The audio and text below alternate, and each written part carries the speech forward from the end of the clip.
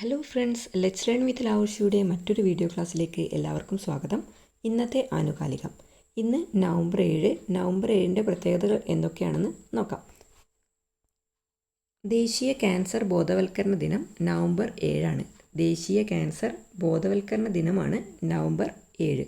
എന്നാൽ ലോക ക്യാൻസർ ദിനം എന്ന് പറയുന്നത് ഫെബ്രുവരി 4.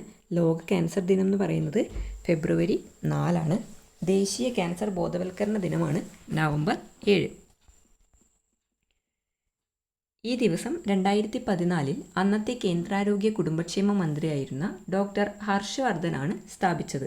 അതായത് നവംബർ 7 ദേശീയ ക്യാൻസർ ബോധവൽക്കരണ ദിനമായിട്ട് കേന്ദ്രാരോഗ്യ കുടുംബക്ഷേമ മന്ത്രിയായിരുന്ന ഡോക്ടർ ഹർഷവർദ്ധനാണ് സ്ഥാപിച്ചത്. നോബൽ പുരസ്കാര ജേതാവായ ശാസ്ത്രജ്ഞ മാഡം മേരി ക്യൂറിയുടെ ജന്മദിനത്തോടനുബന്ധിച്ചാണ് നവംബർ 7 ദേശീയ ക്യാൻസർ ബോധവൽക്കരണ ദിനമായി തിരഞ്ഞെടുത്തത്. നോബൽ പുരസ്കാര ജേതാവായിട്ടുള്ള മേരി ക്യൂറിയുടെ ജന്മദിനത്തോടനുബന്ധിച്ചാണ് നവംബർ 7 ദേശീയ ക്യാൻസർ ബോധവൽക്കരണ ദിനമായി തിരഞ്ഞെടുത്തത്. ഇനി നമുക്ക് മേരി ക്യൂറിനെ കുറിച്ച് കൂടുതൽ അറിയാം. മേരി ക്യൂറി ജന്മവാർഷികം ആണ് ഈ നവംബർ 7. ഇവർ ജനിച്ചത് 1867 നവംബർ 7 1867 നവംബർ 7 പോളണ്ടിലെ വാർസോയിലാണ് മേരി ക്യൂറി ജനിക്കുന്നത്. ഇവരെക്കുറിച്ച് കൂടുതൽ പറയുകയാണെങ്കിൽ അർബുദം പോലെയുള്ള രോഗങ്ങൾക്കുള്ള ചികിത്സയിൽ നിർണായകമായ റേഡിയോ ആക്റ്റീവ് മൂലകമായ റേഡിയം കണ്ടുപിടിച്ച പോളിഷ് ശാസ്ത്രജ്ഞയാണ് മേരി ക്യൂറി എന്ന മാഡം ക്യൂറി. അർബുദം പോലെയുള്ള രോഗങ്ങൾക്കുള്ള ചികിത്സയിൽ നിർണായകമായ റേഡിയോ ആക്റ്റീവ് മൂലകമായ റേഡിയം കണ്ടുപിടിച്ച പോളിഷ് ശാസ്ത്രജ്ഞയാണ് മേരി ക്യൂറി. അപ്പോൾ മേരി ക്യൂറിയെക്കുറിച്ച് പറയുമ്പോൾ ആലോചിച്ച് വെക്കേണ്ടത് പോളണ്ടിലെ വാർസോയിൽ ജനിച്ചു, 1867 നവംബർ 7 റേഡിയം കണ്ടുപിടിച്ചു. അടുത്തത് നോബൽ സമ്മാനം ലഭിക്കുന്ന ആദ്യ വനിതയാണ് മേരി ക്യൂറി. നോബൽ സമ്മാനം ലഭിക്കുന്ന ആദ്യ വനിതയാണ് മേരി ക്യൂറി. അതുപോലെ 2 വ്യത്യസ്ത ശാസ്ത്രശാഖകളിൽ നോബൽ സമ്മാനം ലഭിച്ചിട്ടുള്ള ഏക വ്യക്തി കൂടിയാണ് ഇവർ. 2 വ്യത്യസ്ത ശാസ്ത്ര ശാഖകളിൽ നോബൽ സമ്മാനം ലഭിച്ചിട്ടുള്ള ഏക വ്യക്തി കൂടിയാണ് മേരി ക്യൂറി. അതായത് ഭൗതിക ശാസ്ത്രത്തിനും രസതന്ത്രത്തിനും ഇവർക്ക് നോബൽ സമ്മാനം ലഭിച്ചിട്ടുണ്ട്. ഭൗതിക ശാസ്ത്രത്തിനും രസതന്ത്രത്തിനും മേരി ക്യൂറിക്ക് നോബൽ സമ്മാനം ലഭിച്ചിട്ടുണ്ട്. അങ്ങനെ 2 വ്യത്യസ്ത ശാസ്ത്രശാഖകളിൽ നോബൽ സമ്മാനം ലഭിച്ചിട്ടുള്ള ഏക വ്യക്തിയാണ് മേരി ക്യൂറി. ഫിസിക്സിന് ഇവർക്ക് നോബൽ സമ്മാനം ലഭിച്ചത് 1903 1903 ഇവർക്ക് ഭൗതിക ശാസ്ത്രത്തിൽ നോബൽ സമ്മാനം ലഭിച്ചത്. അതായത് ഫിസിക്സിൽ നോബൽ സമ്മാനം ലഭിച്ചത് 1903 കെമിസ്ട്രിയിൽ അതായത് രസതന്ത്രത്തിൽ നോബൽ സമ്മാനം ലഭിച്ചത് 1911. രസതന്ത്രത്തിൽ എപ്പോഴാണ് നോബൽ സമ്മാനം ലഭിച്ചത്? 1911. അതുപോലെ നവംബർ 7 മറ്റൊരു പ്രത്യേകതയാണ് ആർ ശങ്കർ ചരമവാർഷികമാണ്. ആർ ശങ്കർ ചരമവാർഷികമാണ് നവംബർ 7. ആരാണ് ഈ ആർ ശങ്കർ? 1962 മുതൽ 1964 വരെ കേരളത്തിൻ്റെ മുഖ്യമന്ത്രിയായിരുന്നു. കേരളത്തിൻ്റെ 3ാമത്തെ മുഖ്യമന്ത്രിയായിരുന്ന വ്യക്തിയാണ് ആർ ശങ്കർ. അങ്ങനെയുള്ള ആർ ശങ്കറിൻ്റെ ചരമവാർഷികമാണ് നവംബർ 7. 1962 മുതൽ 1964 വരെ കേരളത്തിൻ്റെ 3ാമത്തെ മുഖ്യമന്ത്രിയായിരുന്ന ആർ ശങ്കറിൻ്റെ ചരമവാർഷികമാണ് നവംബർ 7. അതുപോലെ സി വി രാമൻ ജന്മവാർഷികം കൂടിയാണ് നവംബർ 7. സി വി രാമൻ ജന്മവാർഷികം കൂടിയാണ് നവംബർ 7. രാമൻ പ്രഭാവം കണ്ടെത്തിയ ഭൗതിക ശാസ്ത്രജ്ഞനാണ് സി വി രാമൻ. രാമൻ പ്രഭാവം കണ്ടെത്തിയ ഭൗതിക ശാസ്ത്രജ്ഞനാണ് സി വി രാമൻ. അതുപോലെ നവംബർ 7 മറ്റൊരു പ്രത്യേകതയാണ് ദേശീയ പല്ല് തേപ്പ് ദിനം. ജസ്റ്റ് ഒന്ന് ഓർത്ത് വെച്ചാൽ മതി. ദേശീയ പല്ല് തേപ്പ് ദിനമാണ് നവംബർ 7. അടുത്ത ചോദ്യം, കേരളത്തിൽ യാത്രക്കാരുടെ സുരക്ഷ ഉറപ്പാക്കാൻ റെയിൽവേ സ്റ്റേഷനുകളിലും ട്രെയിനുകളിലും കേരള പോലീസും റെയിൽവേ പോലീസും ചേർന്ന് ആരംഭിച്ച പരിശോധനയാണ് ഓപ്പറേഷൻ രക്ഷിത. കേരളത്തിൽ യാത്രക്കാരുടെ സുരക്ഷ ഉറപ്പാക്കാൻ റെയിൽവേ സ്റ്റേഷനുകളിലും ട്രെയിനുകളിലും കേരള പോലീസും റെയിൽവേ പോലീസും ചേർന്ന് ആരംഭിച്ച പരിശോധനയാണ് ഓപ്പറേഷൻ രക്ഷിത.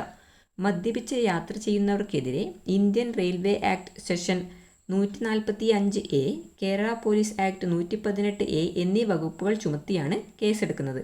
മദ്യപിച്ച് യാത്ര ചെയ്യുന്നവർക്കെതിരെ Indian railway act section 145A, അതുപോലെ കേരള പോലീസ് ആക്ട് 118A എന്നീ വകുപ്പുകൾ ചുമത്തിയാണ് കേസെടുക്കുന്നത്.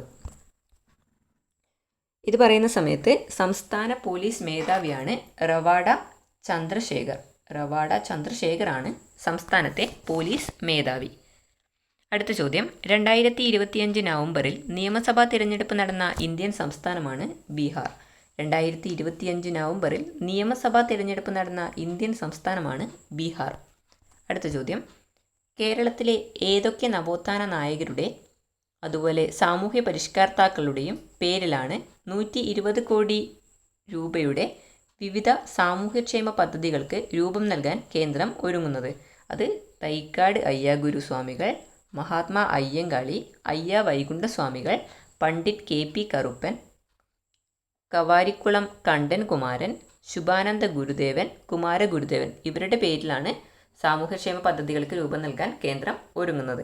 കേരളത്തിലെ ഏതൊക്കെ നവോത്ഥാന നായകരുടെയും സാമൂഹ്യ പരിഷ്കർത്താക്കളുടെയും പേരിലാണ് 120 കോടിയുടെ വിവിധ സാമൂഹ്യക്ഷേമ പദ്ധതികൾക്ക് രൂപം നൽകാൻ കേന്ദ്രം ഒരുങ്ങുന്നത് എന്ന് ചോദിച്ചാൽ തൈക്കാട് അയ്യ ഗുരുസ്വാമികൾ, മഹാത്മാ അയ്യങ്കാളി, അയ്യ വൈകുണ്ഠസ്വാമികൾ, പണ്ഡിറ്റ് KP കറുപ്പൻ, കവാരിക്കുളം കണ്ടൻ കുമാരൻ, ശുഭാനന്ദ ഗുരുദേവൻ, കുമാരഗുരുദേവൻ തുടങ്ങിയ സാമൂഹ്യ പരിഷ്കർത്താക്കളുടെ പേരിലാണ് ഈ 120 കോടി രൂപയുടെ വിവിധ സാമൂഹ്യക്ഷേമ പദ്ധതികൾക്ക് രൂപം നൽകാൻ കേന്ദ്രം ഒരുങ്ങുന്നത്.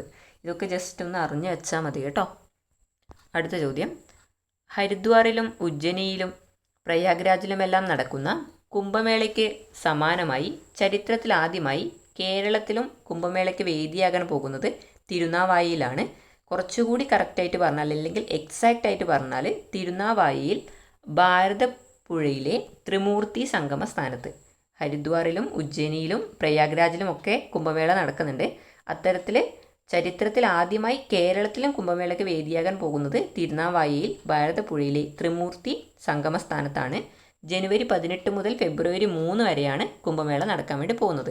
ജനുവരി 18 മുതൽ ഫെബ്രുവരി 3 വരെയാണ് കുംഭമേള നടക്കാൻ വേണ്ടി പോകുന്നത്. അതുപോലെ ഉജ്ജയിനിയിൽ കുംഭമേളയ്ക്ക് നേതൃത്വം നൽകിയ സ്വാമി ആനന്ദവനം ഭാരതി തന്നെയാണ് ഇവിടെയും ഇതിന് നേതൃത്വം കൊടുക്കുന്നത്. ഉജ്ജയിനിയിൽ കുംഭമേളയ്ക്ക് നേതൃത്വം നൽകിയ സ്വാമി ആനന്ദവനം ഭാരതി തന്നെയാണ് ഇവിടെയും നേതൃത്വം നൽകുന്നത്. അടുത്ത ചോദ്യം, 2025 നവംബറിൽ കൽമേഗി ചുഴലിക്കാറ്റ് വൻ നാശം വിതച്ച രാജ്യങ്ങളാണ് ഫിലിപ്പീൻസും വിയറ്റ്നാമും. നമ്മൾ ഇന്നലെ പറഞ്ഞിട്ടുണ്ടായിരുന്നു കൽമേഗി ചുഴലിക്കാറ്റ് നാശം വിതച്ച രാജ്യമാണ് ഫിലിപ്പീൻ എന്ന് പറഞ്ഞിട്ടുണ്ടായിരുന്നു. എന്നാൽ ഫിലിപ്പീനിൽ മാത്രമല്ല വിയറ്റ്നാമിൽ കൂടി ഇത് നാശം വിതച്ചിട്ടുണ്ട്. ഇന്നലെ പറയുന്ന സമയത്ത് ഫിലിപ്പീനിൽ മാത്രമായിരുന്നു, പക്ഷേ ഇന്നലെ രാത്രിയോട് കൂടിയിട്ട് അത് വിയറ്റ്നാമിലേക്ക് കൂടി എത്തിയിട്ടുണ്ട്. അതിനെക്കുറിച്ച് കൂടുതൽ അറിയാം. ഫിലിപ്പീൻസിൽ ഇക്കൊല്ലം വീശിയടിച്ച 20ാമത്തെ ഉഷ്ണമേഖല ചുഴലിക്കാറ്റാണ് കൽമേഗി. ഫിലിപ്പീൻസിൽ ഇക്കൊല്ലം വീശിയടിച്ച 20ാമത്തെ ഉഷ്ണമേഖല ചുഴലിക്കാറ്റാണ് കൽമേഗി. മധ്യ ഫിലിപ്പീൻസിലെ സെബു പ്രവിശ്യയിലാണ് ഇത് കൂടുതൽ നാശനഷ്ടം വരുത്തിയത്. മധ്യ ഫിലിപ്പീൻസിലെ സെബു പ്രവിശ്യയിലാണ് ഇത് കൂടുതൽ നാശനഷ്ടം ഉണ്ടാക്കിയത്. അതുപോലെ 6-ാം തീയതി പുലർച്ചെ ഫിലിപ്പീൻസ് തീരം വിട്ടു.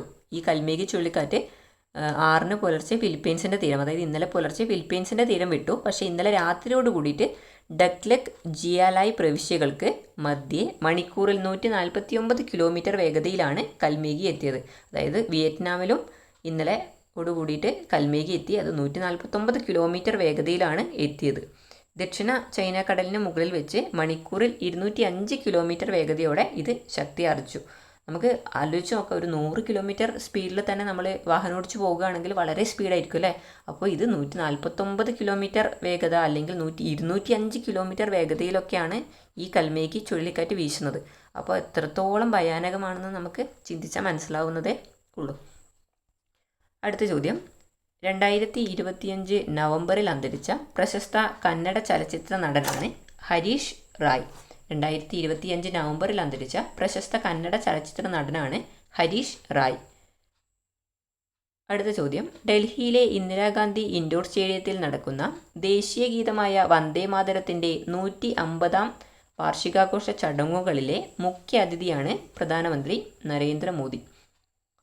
ഡൽഹിയിലെ ഇന്ദിരാഗാന്ധി ഇൻഡോർ സ്റ്റേഡിയത്തിൽ നടക്കുന്ന ദേശീയ ഗീതമായ വന്ദേ മാതരത്തിൻ്റെ 150ാം വാർഷികാഘോഷ ചടങ്ങുകളിലെ മുഖ്യ അതിഥിയാണ് പ്രധാനമന്ത്രി നരേന്ദ്രമോദി. നമ്മളിത് പറഞ്ഞിട്ടുണ്ടായിരുന്നു, ദേശീയ ഗീതമായ വന്ദേ മാതരത്തിൻ്റെ 150ാം വാർഷികാഘോഷമാണെന്ന് പറഞ്ഞിട്ടുണ്ടായിരുന്നു. ആ വാർഷികാഘോഷത്തിലെ ചടങ്ങുകളിൽ മുഖ്യ അതിഥിയായിട്ട് എത്തുന്നത് പ്രധാനമന്ത്രി നരേന്ദ്രമോദിയാണ്. 2025 നവംബറിൽ അന്തരിച്ച പ്രശസ്ത ഗായികയും നടിയുമായ വ്യക്തിയാണ് സുലക്ഷണ പണ്ഡിറ്റ്. സുലക്ഷണ പണ്ഡിറ്റ് 2025 നവംബറിൽ അന്തരിച്ച പ്രശസ്ത ഗായികയും നടിയുമായ വ്യക്തിയാണ്. അടുത്ത ചോദ്യം, പ്രതിരോധ പഠന ഗവേഷണ രംഗത്ത് പ്രവർത്തിക്കുന്ന ഭാരത് ശക്തി ഏർപ്പെടുത്തിയ പ്രതിരോധ രംഗത്തെ മികവിനുള്ള ആജീവനാന്ത പുരസ്കാരത്തിന് അർഹനായത് വാപ്പാല ബാലചന്ദ്രൻ. പ്രതിരോധ പഠന ഗവേഷണ രംഗത്ത് പ്രവർത്തിക്കുന്ന ഭാരത് ശക്തി ഏർപ്പെടുത്തിയ പ്രതിരോധ രംഗത്തെ മികവിനുള്ള ആജീവനാന്ത പുരസ്കാരത്തിന് അർഹനായത് വാപ്പാല ബാലചന്ദ്രൻ. റോയുടെ മുൻ സ്പെഷ്യൽ സെക്രട്ടറിയും മഹാരാഷ്ട്ര കേഡർ IPS ഉദ്യോഗസ്ഥനും ഗ്രന്ഥകാരനുമാണ് ഇദ്ദേഹം. റോയുടെ മുൻ സ്പെഷ്യൽ സെക്രട്ടറിയും മഹാരാഷ്ട്ര കേഡർ IPS ഉദ്യോഗസ്ഥനും ഗ്രന്ഥകാരനുമാണ് ഇദ്ദേഹം. ഒറ്റപ്പാലം സ്വദേശിയായ വാപ്പാല ബാലചന്ദ്രൻ 1995 റോയിൽ സ്പെഷ്യൽ സെക്രട്ടറി ആയിരിക്കെയാണ് വിരമിച്ചത്. മുംബൈ ഭീകരാക്രമണ കേസ് അന്വേഷിച്ച 2 അംഗ ഉന്നത തല സംഘത്തിലെ അംഗം കൂടിയാണ് വാപ്പാല ബാലചന്ദ്രൻ. അടുത്ത ചോദ്യം, ലോക സമാധാനത്തിന് പരിശ്രമിക്കുന്ന വ്യക്തികൾക്ക് വാർഷിക പുരസ്കാരം ഏർപ്പെടുത്തിയ സംഘടനയാണ് ഫിഫ. ലോക സമാധാനത്തിന് പരിശ്രമിക്കുന്ന വ്യക്തികൾക്ക് വാർഷിക പുരസ്കാരം ഏർപ്പെടുത്തിയ സംഘടനയാണ് ഫിഫ. ഇത് ലോക ഫുട്ബോൾ സംഘടനയാണ് ഫിഫ. അതുപോലെ പ്രഥമ ഫിഫ സമാധാന പുരസ്കാരം വാഷിംഗ്ടണിൽ ഡിസംബർ 5 നടക്കുന്ന ലോകകപ്പ് മത്സരക്രമ നറുക്കെടുപ്പ് ചടങ്ങിൽ പ്രഖ്യാപിക്കും. ജസ്റ്റ് ഒന്ന് അറിഞ്ഞു വെച്ചാൽ മതി. അതുപോലെ നിലവിലെ ഫിഫ പ്രസിഡൻ്റാണ് ജിയാനി ഇൻഫാൻറ്റിനോ.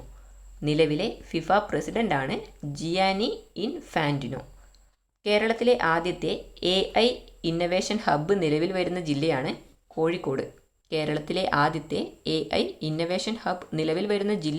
കോഴിക്കോട്. അടുത്ത ചോദ്യം, ഭൂമിയിലെ ജൈവിക നിലനിൽപ്പിന് ഭീഷണിയാകുന്ന ഓരോ ഘടകവും കണ്ടെത്താൻ ഇന്ത്യയും അമേരിക്കയും ചേർന്നുള്ള സംയുക്ത ബഹിരാകാശ ദൗത്യമാണ് നിസാർ. ഭൂമിയിലെ ജൈവിക നിലനിൽപ്പിന് ഭീഷണിയാകുന്ന ഓരോ ഘടകവും കണ്ടെത്താൻ ഇന്ത്യയും അമേരിക്കയും ചേർന്നുള്ള സംയുക്ത ബഹിരാകാശ ദൗത്യമാണ് നിസാർ. ഇന്ത്യയുടെ ഇസ്രോയും അതായത് ISROയും അമേരിക്കയുടെ നാസയും സംയുക്തമായി നടത്തുന്ന ഒരു ഭൗമ നിരീക്ഷണ ദൗത്യമാണ് ഇത്. എന്താണ് നിസാർ? ഇതൊരു ഭൗമ നിരീക്ഷണ ദൗത്യമാണ്. ഇന്ത്യയുടെ ഇസ്രോ അതായത് ISROയും അമേരിക്കയുടെ നാസയും സംയുക്തമായി നടത്തുന്ന ഒരു ഭൗമ നിരീക്ഷണ ദൗത്യമാണ് ഇത്. അതുപോലെ 2 വ്യത്യസ്ത റഡാർ സംവിധാനങ്ങൾ ഉപയോഗിക്കുന്ന ആദ്യത്തെ ഉപഗ്രഹമാണ് ഇത്. ഇതിൽ നാസയുടെ L ബാൻഡും ഇസ്രോയുടെ S ബാൻഡും ഉൾപ്പെടുന്നു. 2 വ്യത്യസ്ത റാഡാർ സംവിധാനങ്ങൾ ഉപയോഗിക്കുന്ന ആദ്യത്തെ ഉപഗ്രഹമാണ് ഇത്. ഇതിൽ നാസയുടെ L ബാൻഡും ഇസ്രോയുടെ S ബാൻഡും ഉൾപ്പെടുന്നു. ഭൂമിയുടെ ഉപരിതലത്തിലെ മാറ്റങ്ങൾ നിരീക്ഷിക്കുക എന്നതാണ് ഇതിൻ്റെ പ്രധാന ലക്ഷ്യം. അതായത് മണ്ണിലെ ഈർപ്പം, വനങ്ങളുടെ വളർച്ച, വെള്ളപ്പൊക്കം, ഭൂകമ്പം തുടങ്ങിയ പ്രകൃതി ദുരന്തങ്ങളൊക്കെ നിരീക്ഷിക്കാൻ വേണ്ടി ഇത് ഉപയോഗിക്കാം. അതുപോലെ ഉപഗ്രഹത്തിലെ 12 മീറ്റർ റാഡാർ ആൻറ്റിന ഭൂമിയുടെ ഒരേ പ്രദേശങ്ങളെ ഓരോ 12 ദിവസത്തിലും സ്കാൻ ചെയ്യും. ഇതുവഴി കാലക്രമേണ ഉണ്ടാകുന്ന സൂക്ഷ്മമായ മാറ്റങ്ങൾ ശാസ്ത്രജ്ഞർക്ക്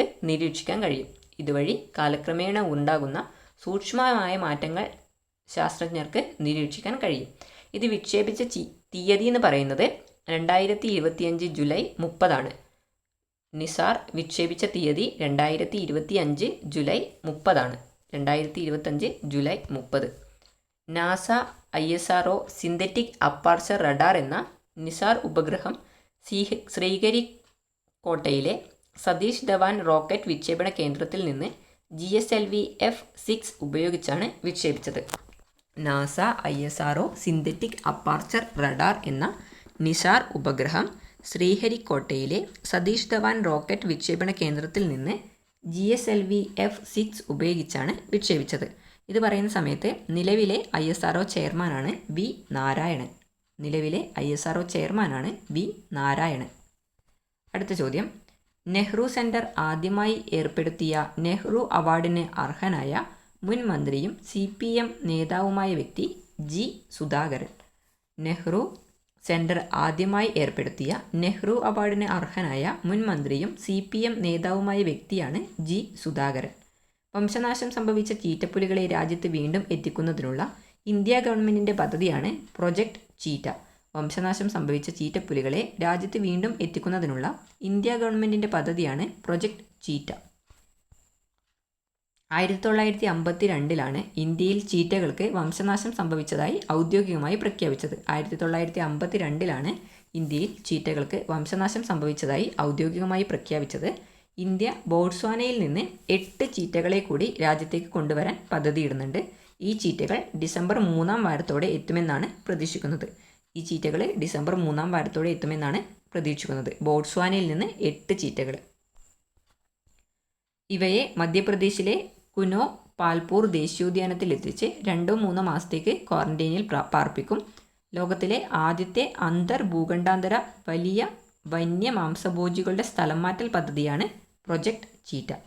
ഇങ്ങനെ ചോദ്യം വരാം. ലോകത്തിലെ ആദ്യത്തെ ഭൂഖണ്ഡാന്തര വലിയ വന്യമാംസഭോജികളുടെ സ്ഥലം മാറ്റൽ പദ്ധതിയാണ് പ്രൊജക്റ്റ് ചീറ്റ. അടുത്ത ചോദ്യം. ഇന്ത്യയിലെ ആദ്യത്തെ സിലിക്കൺ കാർബൈഡ് അർദ്ധചാലക പ്ലാന്റ് നിലവിൽ വരുന്നത് ഒഡീഷയിൽ. ഇന്ത്യയിലെ ആദ്യത്തെ സിലിക്കൺ കാർബൈഡ് അർദ്ധചാലക പ്ലാന്റ് നിലവിൽ വരുന്നത് ഒഡീഷയിൽ. അടുത്ത ചോദ്യം. ഏത് ദിവസമാണ് കേരള സർക്കാർ എല്ലാ വർഷവും രജിസ്ട്രേഷൻ ദിനമായി ആചരിക്കാൻ രജിസ്ട്രേഷൻ വകുപ്പ് തീരുമാനിച്ചത്? ജനുവരി 4. ഏത് ദിവസമാണ് കേരള സർക്കാർ എല്ലാ വർഷവും രജിസ്ട്രേഷൻ ദിനമായി ആചരിക്കാൻ രജിസ്ട്രേഷൻ വകുപ്പ് തീരുമാനിച്ചത്? ജനുവരി 4. ആദ്യ ദിനാചരണം 2026 ജനുവരി 4 അഞ്ചരക്കണ്ടിയിൽ നടത്തും. കണ്ണൂരിലെ അഞ്ചരക്കണ്ടിയിൽ നടത്തും. 1865 കണ്ണൂർ ജില്ലയിലെ അഞ്ചരക്കണ്ടിയിലാണ് രാജ്യത്തെ തന്നെ ആദ്യത്തെ രജിസ്ട്രേഷൻ സംവിധാനം നിലവിൽ വന്നത്. അപ്പോൾ ആദ്യ ദിനാചരണം 2026 ജനുവരി 4 അഞ്ചരക്കണ്ടിയിലാണ് നടത്തുന്നത്.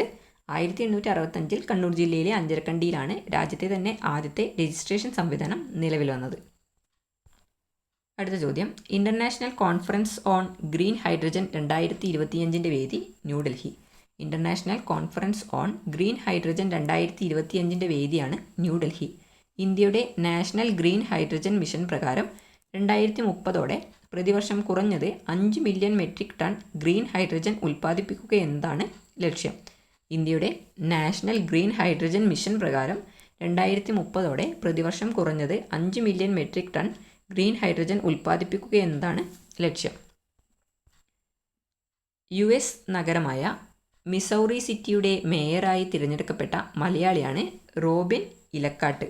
3ാമത്തെ തവണയാണ് ഇദ്ദേഹം തിരഞ്ഞെടുക്കപ്പെടുന്നത്. US നഗരമായ മിസൗറി സിറ്റിയുടെ മേയറായി തിരഞ്ഞെടുക്കപ്പെട്ട മലയാളിയാണ് റോബിൻ ഇലക്കാട്ട്. ഇദ്ദേഹം 3ാം തവണയാണ് തിരഞ്ഞെടുക്കപ്പെടുന്നത്. അപ്പോൾ ഇത്രയും കാര്യങ്ങളാണ് നമ്മുടെ ഇന്നത്തെ ആനുകാലിക ഭാഗത്ത് പറയാനായിട്ടുള്ളത്. എല്ലാവരും നന്നായിട്ട് പഠിക്കുക, നന്നായിട്ട് റിവൈസ് ചെയ്യുക. എല്ലാവർക്കും പെട്ടെന്ന് തന്നെ ഗവൺമെൻറ് ജോലിയിൽ പ്രവേശിക്കാൻ വേണ്ടി പറ്റട്ടെ. നമ്മുടെ ക്ലാസ്സിൻ്റെ നോട്ട് ഞാൻ നമ്മുടെ ടെലഗ്രാം ചാനലിൽ അപ്ലോഡ് ചെയ്യാം. അപ്പോൾ എല്ലാവർക്കും താങ്ക് യു.